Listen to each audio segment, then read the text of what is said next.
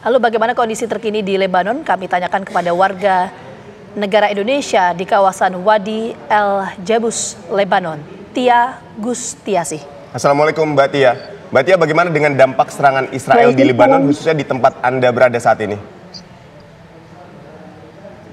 Sampai sejauh ini, wilayah utara masih terbilang aman. Namun beberapa hari terakhir ini masih banyak bukan masih banyak ya, justru lebih banyak pesawat-pesawat di udara setiap malamnya. Lebih banyak.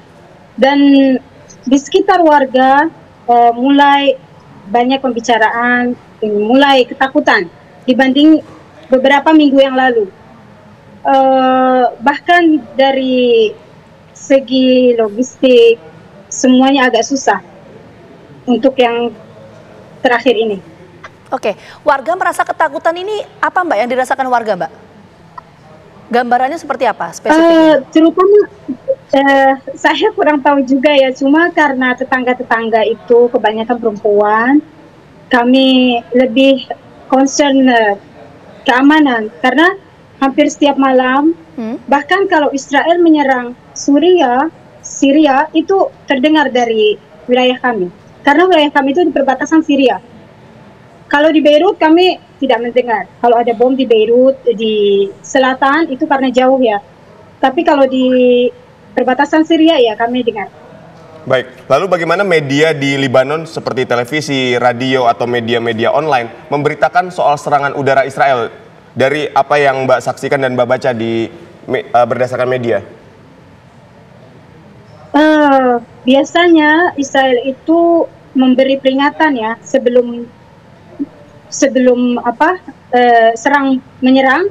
Itu biasanya mereka memberi peringatan, misalnya daerah ini mau kami serang jadi harus dievakuasi. Jadi orang-orang warga sipil Lebanon dengan segera meninggalkan tempat.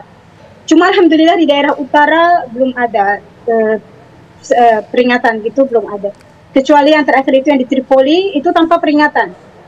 Oke, Mbak Tia, kita ingin mendalami tadi kan Mbak Tia menyampaikan ya, meskipun ini tidak mengalami kerusakan yang signifikan di lokasi Mbak Tia, tapi kan setiap malamnya nih warga merasa ketakutan ya Mbak ya, karena tadi mendengar ledakan. Nah ini ledakan yang didengar ini seberapa intens Mbak? Setiap hari kah atau bagaimana? Tidak setiap hari. Tidak separah yang di selatan atau di Beirut. Karena kami agak jauh, cuma itu dia pesawat-pesawat hampir setiap hari, setiap waktu. Setiap harinya? Ya, hampir setiap hari ada. Itu sudah berlangsung berapa lama Mbak setiap harinya merasakan seperti itu? Mbak Tia dan warga? 3 hari terakhir ini lebih banyak pesawatnya. Bahkan apalagi di rumah kami kan belum begitu banyak bangunan ya, seperti di Tripoli atau di Beirut. Jadi itu terdengar sekali suaranya. Bahkan apalagi kalau malam-malam itu lebih terdengar. Baik, lalu kapan waktunya biasanya Zionis Israel ini melancarkan serangannya di Lebanon? Biasanya mereka di Beirut itu tidak ada waktu, kadang siang, kadang malam. Kalau di Beirut dan di selatan itu hampir setiap waktu. Hampir setiap waktu ada. Bahkan selalu ada. Tidak peduli dengan waktu siang atau malam. Dengan kondisi seperti ini, aktivitas Mbak Tia dan warga di sekitar Mbak Tia tetap berjalan normal atau gimana Mbak?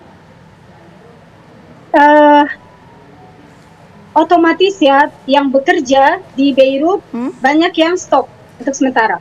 Dan semenjak kejadian perang ini, otomatis bisnis juga stop. Misalnya kita mengambil barang dari luar negeri, biasanya datang dari Dubai langsung ke Lebanon, ini dari Dubai ke Emirates.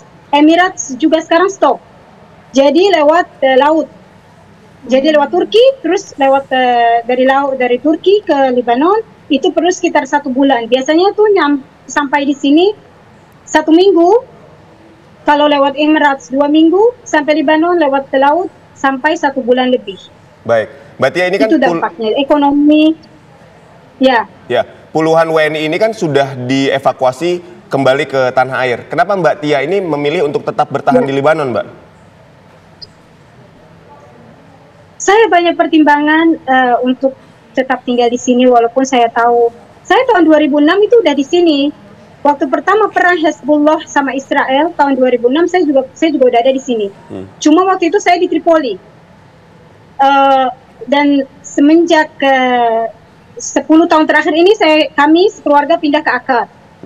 Kami memutuskan untuk tetap tinggal di sini dengan banyak pertimbangan karena suami saya masih ada di sini, mertua saya sudah tua ya, dan keluarga suami saya nggak ada di sini. Kebanyakan mereka travel ya di luar negeri.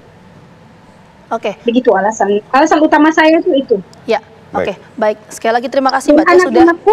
Anak-anak pun biasanya gini ya, tidak mau balik kecuali sama babanya. Oke. Saya ada 2 anak dan sebenarnya suami saya memperbolehkan saya untuk evakuasi. Ya.